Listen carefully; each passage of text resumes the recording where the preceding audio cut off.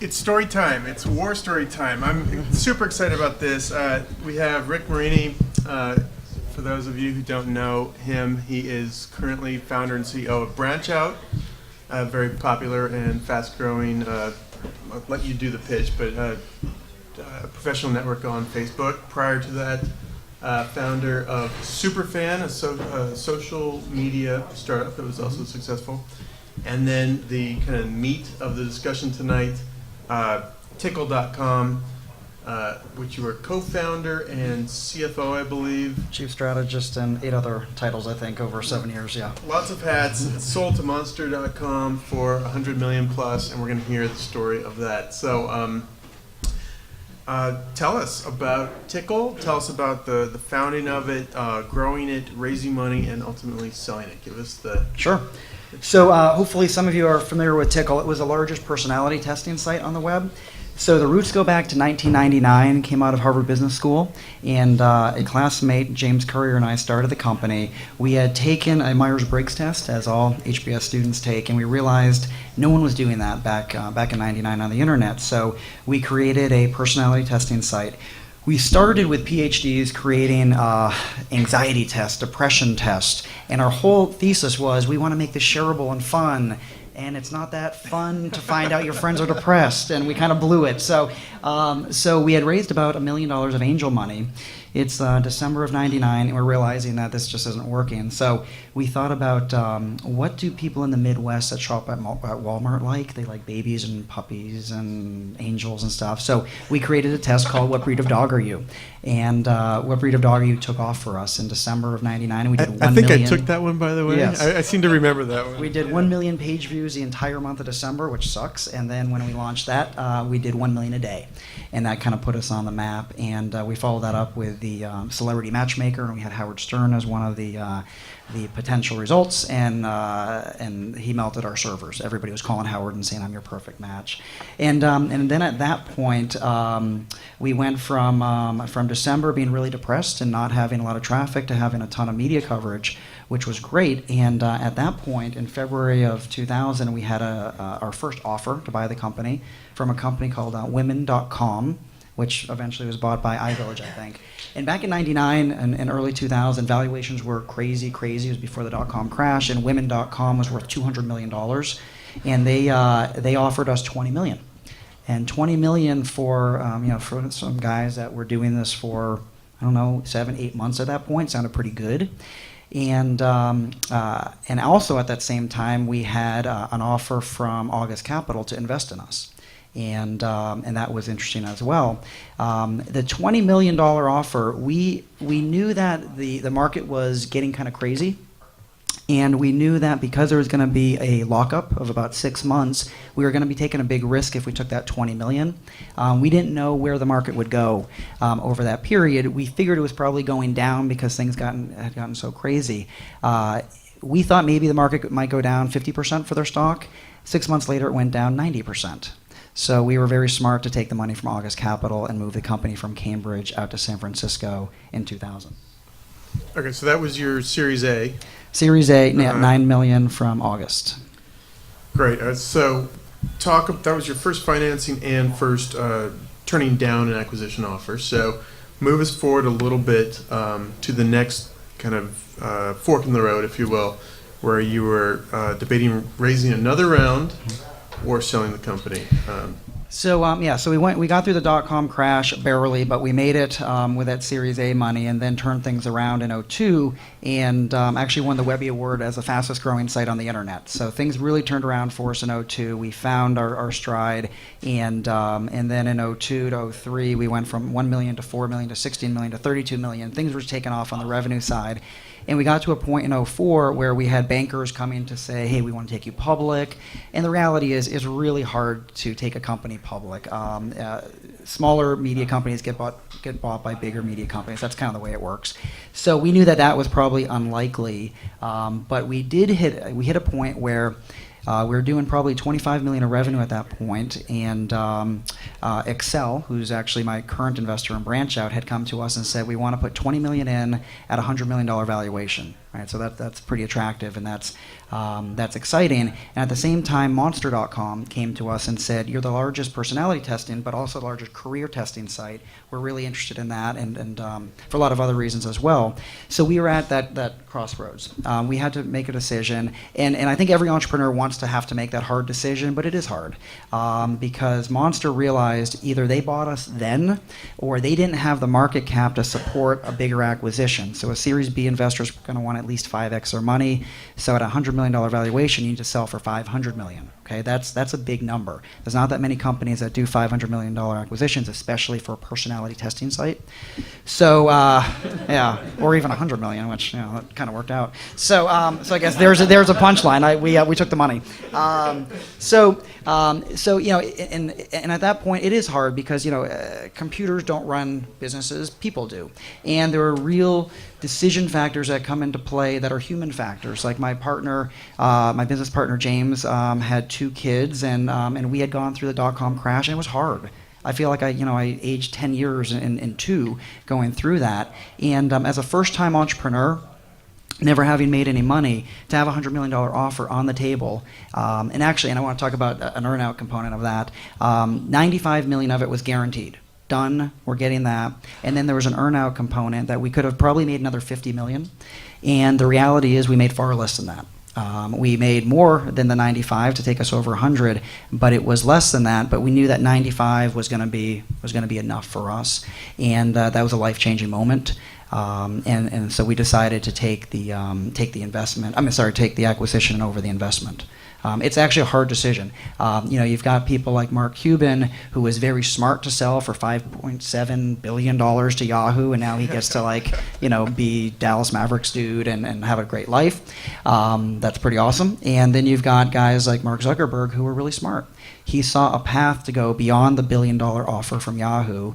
I don't know that he ever thought they'd be worth $85 billion today on second market, but he saw a path to go bigger. Andrew Mason reportedly turned down $6 billion from Google a couple months ago, and now the latest is that they may be going public for $15 to $20 billion later this year. They saw a path that they could get to that next level with a fairly small amount of risk, with a lot of upside. With James and I, with Tickle, we thought that it was going to be really hard to hit that next level. And I think Mark Cuban was smart to sell when he did as well. Yeah, good stuff. Did you have both the funding offer and the acquisition offer on the table at the same time, or they? Yeah, and these things often happen the same time, just like with with the Women.com offer and August Capital. The company gets hot, and there's a lot of interest, and that frenzy can be both from investors as well as acquirers. The reason why Monster jumped in is because they heard that Excel was going to put the money in, and at that point they came to us and said, talk to us before you do this deal, because they either bought us then or they weren't going to have a chance to later. So they actually got in the process quickly. The reason why the deal could happen so quickly also is because James and I controlled most of the stock for Tickle, and we had one investor with Andrew Anker from August. So it was a really easy negotiation. What was your seed investor telling you at that point? I mean, the venture model is built on home run exits, and it's a very nice exit. But would they? Yeah. What kind of advice would they give you? So August Capital, so Andrew Anker was great. I think that they felt like that was as good as it was going to get without having major risk in the business to never get to $500 million, right? They were going to take dilution as well as we were by taking on the Series B money, and that they'd rather cash out. And by the way, they put money in the first week of March of 2000, the week the NASDAQ cratered. So for them to get any return, if there's any VCs, you'll know, to get any return from a kind of a vintage of investment at that time was a big win. Cool, awesome, very, very interesting.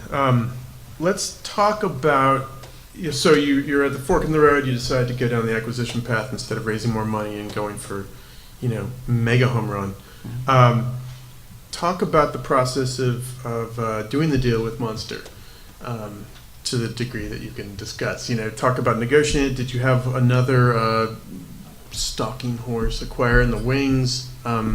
Share that story. Well, it was fairly easy because they knew we had a real offer on the table from Excel. So, as an entrepreneur, if you can create that frenzy and have 2 or 3 or more potential acquirers or investors interested in you, obviously you can accelerate or increase the value of the company. When you've got a hard offer and they know exactly what it is, and for us it was $100 million. For Monster, it actually the numbers worked out nicely because they were trading at a 4x revenue multiple in the public market. So they apply that to our 25 million of revenue and got to the same 100. So actually that part was easy on the valuation. It was an interesting negotiation because it was basically James and I in a room with Andy McKelvey, the chairman of Monster, chairman of a public company, but he actually controlled something like a quarter of the stock, which is rare. And we were in a room together, and Andy said 80, we said 120, he said 95 with an earnout, that's fair. And he's a billionaire, and you're like, yeah, that's fair. And we shook hands, and the deal was done. Like it was literally that easy, which is not going to happen to most people. But and when a billionaire says that to you, and you're like, Jesus, that is pretty good, right? So like, yeah, there's no more negotiation at that point. Negotiation 101, right there. That's it. When someone says 100 million, you say yes. Yeah. Interesting. I like it. So that was the leverage point you had, is Excel's funding offer, basically. Yes. Good. How about due diligence period or negotiation sounds pretty straightforward. Yep. What else can you tell us? How did you take care? So I mentioned the earnout. So I think that having an earnout is fair. I think that when someone is paying a large sum of money for your company, there should be a transfer of knowledge. I think the entrepreneur and the team should be moving over to the acquiring company, and I think the appropriate period is probably 1 year. We had a 3-year earnout. Now, of course, we could have left whenever we wanted, and we had incentives to stay. And I also made a commitment to Monster and a commitment to my employees that I would stay, so I can sleep well about that at night. But I think a 1-year earnout is appropriate. More than that, as an entrepreneur, you start to get the itch to do another one unless you've got the autonomy within the organization. And related to the earnout, so a friend of mine right now is looking, well, he's not looking to sell the company, but he's got a really interesting offer on the table. It's a $100 million offer in quotes because it's a $40 million guaranteed, $60 million earnout. And the reality is he's not going to come close to that $60 million. I know this. I mean, this is what happens when large companies acquire smaller ones. Things change. You don't control the company anymore. They gave you a lot of money. They're in control. That's fine. You made the decision to sell. But don't expect that you're going to have the same level of control that you had prior to that. So when you've got more than half of the enterprise value in an earnout, I'm trying to tell him, if 40 million is enough for you, like 95 was enough for us, then we're good. If your number is 100, you're probably not going to get there. So just think that through as you're in a position, hopefully someday, to sell a company, that the earnout is gravy. What if you can share this? What was the criteria for hitting your earnout? I mean, you were doing 25 million in revenue in 2004. Yeah. Somewhat tough economic times at that point. Or 04 was actually picking up, so it wasn't that we had economic challenges. What happens is, you've got a path, and if you could just stay on that path, you might be able to really maximize that. But the acquiring company, as they should, wants you to do certain things for them that increase the value of the company overall in their eyes. You may not agree with it, but they are the acquiring company, and they distract you from what you hoped you could work on to maximize an earnout. Can you talk about what metrics you were judged by to hit the... Yeah, so I mean, one would be, revenue was one of those, and in the past I had controlled the marketing budget and could spend, at will. We're profitable, but could spend what we wanted to, and then Monster wanted to clamp down on that and really focus on profitability. Well, when your earnout is revenue based and marketing is driving a lot of that, I mean, yeah, you own us, so so I get it that you've got the final say, but now you're really hurting my ability to maximize your earnout. Got it. Okay.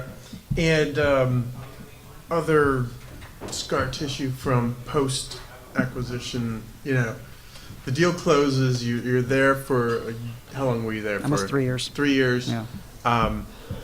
What happened to the team that you brought in, your founders? Any interesting stories there? So the team actually held together really well until I left and started Branch Out and grabbed most of the best Tickle people, and they're working for me there. As long as the acquiring company gives the founding team autonomy, I feel like you can keep the team together. The acquiring company should also provide incentives to typically stock options to keep people motivated, because a lot of people in Silicon Valley, especially in startups, are motivated by that founder stock or that early stock. So you've got to continue to give them an incentive. Yeah, good. All right. Well, one or two more questions, and we'll open it up to the audience. So start thinking of your questions now. You're on startup number 3 now, Branch Out. Branch Out's getting a lot of buzz. How does your experience founding Tickle, raising money for Tickle, and selling Tickle shape what you're doing with Branch Out? You've raised money for Branch Out, so the first part of the story is the same. Yeah. Tell me how it's kind of shaping your thinking going forward. Are you doing anything differently?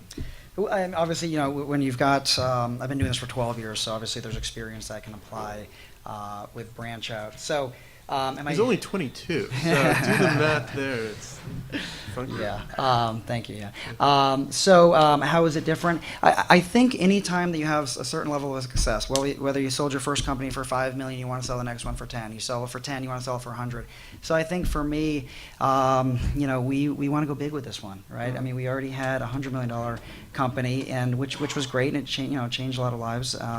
And on this one, you want to raise a bar again. So now we've just got a higher bar that we want to hit. So, looking at the crystal ball, do you think you would leave the bets on the table with Branch Out? Maybe it's too soon to tell, but do you think you're going to ride this one? I love what we do. I love my team. We've got a great product, and that's all I think about all day is building a great product and user experience. We're not thinking about selling. We're not thinking about exits. We're thinking about you create a great company, and the exits will take care of itself later. Yep, good. Anything, almost related to the last panel, anything corporate structure-wise that you learned from the first one? Sounds like the acquisition was fairly smooth, but anything you're doing different to prepare for eventual acquisition? So there's a couple different constituencies that you should be thinking about that are important to you in building a company as well as through the sale process. One are the investors, and not only the credibility of the firm, like we've got Excel, which I would consider one of the best in the world, but the partner is really important. The partner can be a real pain in the butt if they don't align with your vision and with your desire possibly to sell at a lower valuation than they may want. One of the first questions I asked Kevin Effersey, who's on my board, is, have you ever blocked a sale? I mean, and by the way, as an entrepreneur, you get to ask them questions too, right? It's not just you selling them. If they're interested in you, they're making a bet on you, you want to make a bet on them. And Kevin said, no, I've never blocked a sale because it wouldn't be in my best interest, because at the end of the day, you guys could say, screw you, and we're walking out because you're not going to let us sell for something that's reasonable. So make sure you have the right kind of investor that aligns with an entrepreneur's kind of vision and ability to sell when it's appropriate for all parties. What Kevin did say is that he has told companies, I think you're selling too early, let's try to pump up the value, and I think he did that with SpringSource. I think the initial offer was $300 million, and he said that's way too low, and they ended up selling for closer to $500 because Kevin pushed the process. Other people that you want involved that are important, I think, are really good lawyers. I've been very happy with our lawyers. Perkins Coie, we've been using them for 12 years now, and they become very important in the negotiation process. They do deals all day. They know what's appropriate, what can be negotiated, and I rely on them a lot in the fundraising and potential acquisition discussions. Those people are important. So board members and lawyers. And if you're doing a deal that's big enough size, let's say over $100 million, you may bring a banker in. At that point, they'll typically take anywhere from kind of 1% to as much as 2 or 3%, depending on the deal size. If the deal gets big enough, you can consider that. But if it's under $100 million, I think you really want to rely on the senior team's ability to negotiate with with great lawyers and with your board members. If anyone's tweeting tonight, I think that little nugget asking your VC or potential VC if you've ever blocked a deal is a great nugget. I've never heard anyone actually say that before when you're doing due diligence on your investor. That's a good one. Yeah, and by the way, I called like people like Andrew Mason, the founder of Groupon, because Kevin is on the board of Groupon. He did the Facebook deal, so so it gave me the ability to talk to the other CEOs. What is Kevin like in a board meeting? What kind of investor is he? That stuff's important. I've seen plenty of other companies be destroyed by board members that either didn't get along with each other or didn't have the same alignment with the CEO and his or her vision. That's just really important as you think about growing your company. Having the right partner, not just, when I say partner, I mean partner within the VC firm. So not just the credibility of the firm, but the right partner is really important. Why don't we open it up to a few questions from the audience? You're talking to Mike too, Oh. so I can get it on live stream. So the feedback that you gave actually on doing due diligence on the partner was excellent. What, as you're going forward, what other issues do you do, or what other questions do you ask a partner when you're actually doing due diligence on them? Yeah, good question. So, so this would be when you're talking to the VC about potentially investing. So, I think you want to look for industry experience. What can they bring to the table in terms of their experience in your market, the connections that they have, how involved they're going to be in the company. What other boards are they on? Like, how much time do they have for you, right? Because, a lot of VCs will be serving on, 5, 6, 7 boards, and where do you rank? Because you don't want a VC that's going to get in the way, but you want a VC that's going to be there when you need them to make a connection, an introduction, to help strategically. And we've been very fortunate with Branch Out and with my prior companies to pick the right kind of people. We also have a guy named Tim Chang, who is a partner at Norwest. Tim, in my mind, is a top 3 social gaming investor, and Branch Out brings a lot of gamification elements into recruiting and professional networking, and Tim has been invaluable around that, right? Because he was in Playdom, he was in NG Moco as an investor. So if you're able to, it's almost like building a team internally, right? You want to build a team of complementary skills. You don't want a founder that does exactly what you do. You want to be able to bring a team together that has complementary skills, and that's what I've tried to do with my board members. Any reason why you didn't go back to the original funder of Tickle for Branch Out? It sounds like... Yeah, so August Capital is great. David Hornick is still a very close friend of mine. The reason why Excel was a perfect investor for Branch Out is Facebook. Again, Kevin did the Facebook deal, so we share a board member with Facebook, and that's been beneficial to us in our relationship with Facebook. As a Canvas app on the Facebook platform, it's very important that we have a really good relationship with Facebook, right? So we have the guy that did the Facebook deal on my board. All right. Good answer.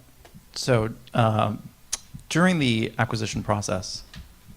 Oh, Hi, hey, Rick. Ron. How are you? Ron's supposed to heckle. Be nice. I have a long list of jokes. No, I'm just going to ask, managing employee communications. So an acquirer shows up at the door. Yeah. In your case, it worked out, but sometimes it doesn't. And managing the buzz internally, the rumor mill, as it were, before and during. Talk a little bit about how you manage That's that. an awesome question. I think. Why, thank you, Rick. People. Well, I think it's awesome for other entrepreneurs to hear this because, we talked about the one time it did work out with Tickle. We had 6 failed acquisition attempts prior to that.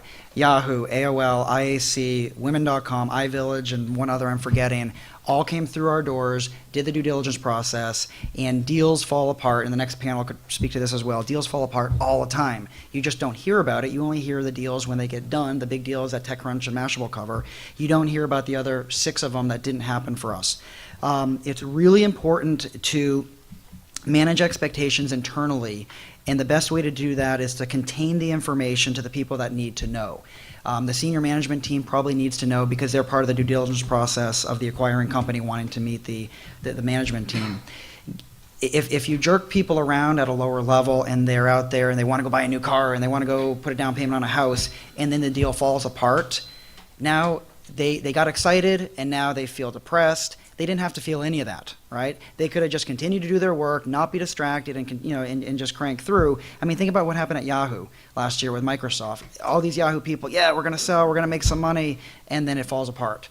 Now, if they had just kept doing their thing, they would have felt okay about it. But in the end, Yahoo, kind of blew that, and but everybody knew about it. So my advice there is contain it to the people that need to know, and because the people at the lower level may not be able to handle the rejection that when deals don't happen. And in a lot of cases we actually walked away. In some other cases, I think the acquirer walked away. It happens all the time. So as entrepreneurs, by the way, if someone comes to you and wants to acquire your company and starts the due diligence process, don't expect 100% close rate. Okay, expect to go through the process and provide information that's appropriate. But these things don't always get closed.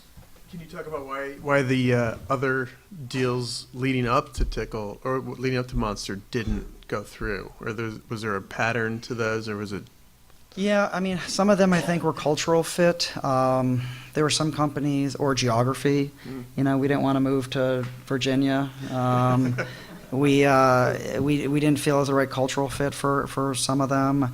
I mean, all those things have to match up, and acquisitions are tough. Finding the right acquirer at the right price. I mean, it's tough to have everything align and be in a position that you want to stay on there for a while. Good. Gleb, did you? So you talked about Monster knowing that there was an offer from August to invest at a certain level, but did you have conversations with Monster before just about partnerships or any company stuff, or did they literally just come out of the blue and say, "Hi, we're interested"? And were you? Did you think about exit strategy in general, and kind of reach out to people and engage, or was it really just? Yeah, in that Cool. case, it was actually totally out of the blue. We were ready to go with Excel. Like, we were good to go. Jim Breyer, who's kind of a big deal, is going to be on our board, and I was pretty excited to have him involved with the company. That was out of the blue. The impetus behind it was that they had acquired another company called Military.com, who's another HBS guy, Chris Michael, who's one of my close friends, an investor in Branch Out, and Andy McKelvey, the chairman, said, "Who do we buy next?" And he said, "You should really take a look at Tickle. They're cranking, and they've got the biggest career testing site out there." And that personal connection is what got Monster excited. And then the timetable that we were about to sign the term sheet got everybody moving quickly. And the other thing that's interesting is that when you start companies, and every entrepreneur does this, you think about who are your potential acquirers and exits, and there's no way Monster ever would have been on my list. When we started a personality testing site in 1999 and sold it to Monster, they never would have been on there. But it turned out it made sense. We ended up having a lot of career tests and 200 million people that were taking those tests. So don't think too hard about the acquirer. Think hard about building a great business, and the exit will take care of itself. Other questions? Anyone else got something?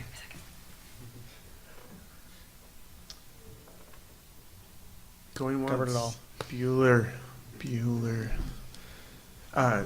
Yes, sir. One more. Last one. Hi, you mentioned you had a second startup. Can you speak a little bit about that? Did that also exit? And if so, how was that different from the first one? Yeah, so the second one was called Superfan. And that built social games and Facebook apps for big brands. We did it for ourselves originally, and then for big brands like CBS and MTV. And we got the company profitable. But at the time that we were starting to really get traction with Superfan, I had the kind of the spark, the idea for Branch Out. And because we had the right DNA with doing social media with Tickle, career networking with Monster, and then Facebook apps with Superfan, when we had this idea for Branch Out and realized how big of an idea it was, I actually pivoted the whole team, even though we had a profitable company, because Superfan was never going to scale to what Branch Out can become, which is kind of a pretty kind of a radical thing to just flip around and do something totally different. But we were very fortunate to have a team in place that knew exactly how to do those three things and jump on that and get that first mover advantage. So Superfan, we got it profitable and then just went in a different direction. Good. Anyone else? I think we're All right, good. thank you. Thanks.